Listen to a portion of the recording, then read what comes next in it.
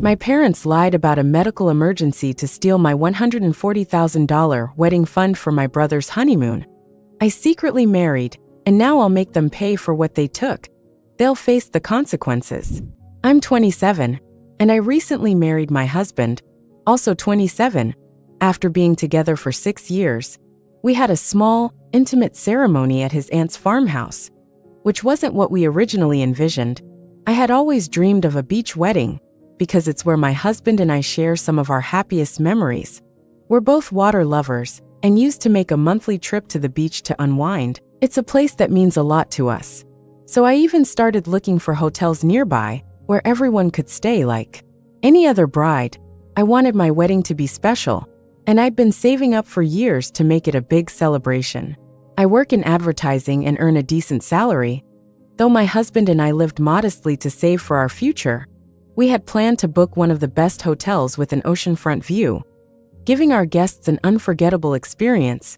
It was supposed to be a luxurious event, but we had to scale it back dramatically when my parents asked to borrow a large sum of money a few months ago. Some context. My brother, who's 24, got married a few months before me. His wedding came as a surprise, as he and his wife had only been together for 2 years, and he proposed just a month before they tied the knot. Their ceremony was small, just family and a few close friends. But I was happy for them. It was their choice, and I supported it. However, a few weeks after their wedding, my mother reached out, asking to borrow $140,000. She explained that my father had suddenly fallen ill, likely due to his diabetes flaring up again. She couldn't afford his medical expenses on her own and needed my help. She mentioned a special drug that could potentially help him, but it was expensive since it had to be imported, and their insurance didn't cover it. I was concerned about my father's health, so I didn't hesitate to lend her the money. I visited them multiple times and asked my mom for medical reports, but she always avoided providing them. Each time I visited, my dad was in bed, but oddly, he didn't seem particularly sick.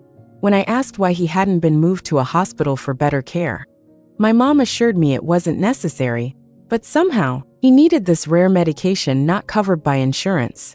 It didn't take long for me to start suspecting something was off. Still, I didn't want to jump to conclusions without concrete proof. It would make me look terrible if I accused them of lying just to get money, only for it to turn out that I was wrong. I also noticed that my brother hadn't been visiting our parents. Whenever I asked about it, my father would say they didn't want him to worry, since he was young and busy with his work. Yet, they were okay with me stressing over everything. A couple of weeks later, I spoke to my brother on the phone, and he admitted he hadn't visited our father yet. Apparently, he was on his honeymoon. I had no idea he had even left for it because neither my parents nor he or his wife mentioned anything. No posts about it on social media either. When I asked why he hadn't told me, he explained that he wanted to surprise everyone by returning with photos and stories from their European trip. After being gone for a month, he mentioned that he had only replied to me about our dad's health because he was worried. After hearing him out, he said our parents had probably exaggerated things when talking to me. He suggested that I might have overreacted because I tend to be neurotic. I tried to rationalize their behavior, convincing myself that they may have kept the truth from my brother to spare him from worrying during his honeymoon. But then my brother said something that made all the pieces fall into place. If my father's condition was as serious as I claimed, he would have felt guilty for not being there. He also casually mentioned that their honeymoon was costing our parents at least $110,000. The alarm bells went off in my head immediately. I asked my brother how much this trip was costing them, and he explained that he and his wife were going all out, staying in expensive hotels, dining at top restaurants, and buying luxury items. Their parents were covering the entire cost because this was a once-in-a-lifetime trip. That's when I knew exactly where my money had gone. There was never any medical emergency. My parents had invented the whole story to fund my brother's extravagant honeymoon. Hearing my brother brag about how our parents went above and beyond for him made me feel completely betrayed. The money I had lent them was meant for my wedding, and I couldn't believe they had spent it on my brother. When I confronted them, they admitted they had fabricated the story. They explained that they knew I wouldn't lend them the money if I knew it was going toward his honeymoon. so they had to come up with a reason. They said my brother had been struggling at work and needed this trip to lift his spirits. Unfortunately, they couldn't afford it themselves, so they turned to me. They tried to justify it by saying that I was young, earning money, and had plenty of time to make it back, whereas they didn't. They also promised they would repay me, but for now I needed to think about my brother's feelings. Apparently, this trip had helped him recover from a long period of depression. I was furious. I had already accepted a smaller wedding if it meant my father's health wouldn't suffer, but this wasn't what I had signed up for. I demanded they repay me before I went ahead with my wedding plans because I needed that money for my beach wedding. There were a lot of expenses to consider if I wanted to make it happen. Even though my husband and his family were covering some of the wedding expenses, I still had to look out for myself. My parents had made it clear early on that they would either pay for my college education or my wedding, but not both. I chose college, which meant I had to save up for my own wedding. For those wondering, that's why I was managing my own wedding fund. When my brother started college, I asked him if my parents had made him choose between the two as well. He laughed in my face, acting like it was the most ridiculous idea ever. I never brought it up with my parents because I didn't want to accuse them of having a favorite. It was pretty obvious they did. But I was still young and needed their support. I hadn't found a job yet, so confronting them over it would have only made my situation worse. And I didn't see the point. Years later, though, when I confronted them about the money they had taken from me and how they always favored my brother, they denied it. But it was so clear. I told them they had to pay me back because I wasn't going to sacrifice my dream wedding just because my brother was struggling at work. My parents could spoil him by sending him on an expensive vacation, but I'd worked hard for 5 years and saved that money for my wedding. It wasn't fair for them to take it and hand it to him. They told me they couldn't return the money all at once before the wedding and it would take them a couple of years to pay me back. They actually expected me to be okay with it because family came first. They said if I was willing to spend that money on a medical emergency for my father, there was no reason why I shouldn't spend it to help my brother avoid depression over his job. But here's the thing, my brother was never going to get depressed because of work. He didn't take his job seriously, which is why he was bad at it and earned so little. He works in sales where his income is mostly commission-based. If he's not good at his job, he only has himself to blame. Sure, he was upset about it, but he wasn't depressed. He just didn't care enough about anything because my parents had spoiled him all his life, and he wasn't used to working hard for things. They blew it all out of proportion, making it seem like he was in need of rescuing. It was all nonsense. I tried to explain to my parents how important my wedding was. They had already made a commitment to my husband and his family that I would cover certain expenses, and I couldn't do that if I didn't have the money, but they still refused to give it back to me before the wedding. They said I'd have to scale down the wedding or ask my husband's family for help. At one point, I actually begged them to return my money, but they just shook their heads and told me no. They promised to pay it back eventually, but not before the wedding. I left their house crying. And when I got home and told my husband everything, he was even angrier than I was. He wanted to contact a lawyer, but I told him it would be pointless. There was no written proof that my mother had asked for the money for medical reasons or promised to pay me back. It had all been informal with no contracts or documents to back anything up. Even if we went to court, we'd likely end up wasting more money on lawyers. And without any evidence, we'd probably lose.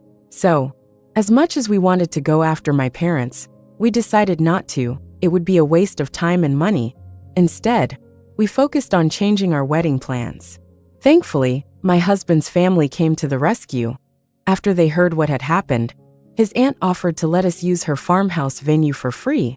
We'd always wanted a beach wedding, but now that we were looking at different options, she suggested the farmhouse. I decided to check it out, and when I saw the venue, I just knew it was perfect. It wasn't by the beach, but it was beautiful, and my husband and I were happy with it. The best part? His aunt was letting us use it for free, which made a huge difference. As I got busy with wedding planning, I felt more justified in cutting my parents out. I had already decided they wouldn't be invited to the wedding, but I had been unsure about my brother. He hadn't done anything wrong. Not knowing that my parents had taken the money I'd saved for my wedding, however, he made my decision for me when he called me after his honeymoon, accusing me of humiliating our parents by asking them to return the money. He said he'd heard everything from our mother and was upset that I was making a big deal out of it. He claimed it was no big deal. Even though he was the one who spent my money, he said he'd pay me back when he could, but I just had to suck it up and scale down my wedding. That was when I completely cut ties with both of them. With my wedding fund gone, I couldn't afford a lavish, extravagant wedding. Honestly, though, it worked out for the best. The wedding I had turned out more beautiful than I ever imagined. Sure, we had to scale down. But in the end, it didn't matter. We realized that the day was about us, not about impressing others. In our everyday lives, we weren't the type of people to put on a show for anyone, and it would have felt shallow to spend a fortune just to impress people. It was a lesson in what truly mattered, the love and commitment between us, not the size of our wedding. We decided to cut down on the cost of the wedding and use the saved money for something better. In a way, I'm thankful for how things worked out, because my wedding still turned out beautiful and dreamy, just without the extravagance I had initially imagined. Honestly, it was a blessing. We were surrounded only by the people who loved us, celebrating our union. And I think that's really all you need for a wedding. I'm pretty content with how everything turned out. I posted the wedding photos a couple of days ago, and everyone I'd invited was given strict instructions to keep the invitations a secret from my parents and my brother. We knew they'd throw a tantrum if they found out. So we managed to keep the ceremony private without them showing up or trying to manipulate me into inviting them. But somehow, they still found out and contacted me the very next day, demanding an explanation as to why they weren't invited. I was honestly surprised that they even expected to be invited, because the last conversation we had ended badly. I'd left my parents' house crying after our last fight, and we hadn't spoken since. The last time I spoke to my brother, he made me feel like I was being dramatic, so I didn't understand why they would assume I'd invite them. Yet, they were upset and called me, adding my brother to the phone call so they could all yell at me together. I couldn't believe their sense of entitlement. I had already cut them out of my life, and I didn't need this drama, especially not when I was trying to enjoy my new life as a newlywed. I told them that after they took money from me, I had to scale down my wedding, so I invited only close family and friends, and since they were neither, they weren't on the list. After that, I hung up and blocked them, hoping they would leave me alone. But an hour later, my husband told me my brother had reached out to him, saying that my parents were really upset by what I had said. According to him, my mother was devastated and cried so hard that she almost fainted. I didn't know if he was bluffing, but hearing it made me feel weirdly guilty. I didn't want to hurt my parents, but I couldn't shake the fact that they had taken my money and not returned it. Update 1. It's been a week since the last conversation with my parents and brother, and I've decided that I'm not going to speak to them again. My mother can cry all she wants, but it won't change the facts. I cried so much when I confronted them about the money and begged them to return it before the wedding. But they didn't care, they dismissed it, so now I'm doing the same to them. They reap what they sow. I also told my brother never to contact me or my husband again, especially not my husband, who had nothing to do with any of this. I don't want my family bothering him with their petty antics, so I blocked him again after that text. They had treated me badly all my life, but I wasn't going to take it anymore. I even considered filing a lawsuit against them to get my money back, but it seemed like a long shot without tangible evidence. My husband believes it might be worth a try, and we've been in talks with a reputed lawyer. In a couple of days we'll decide what to do. Until then, I just need to figure out a way to get them to admit they took my money under the pretext of a medical emergency, only to give it to my brother.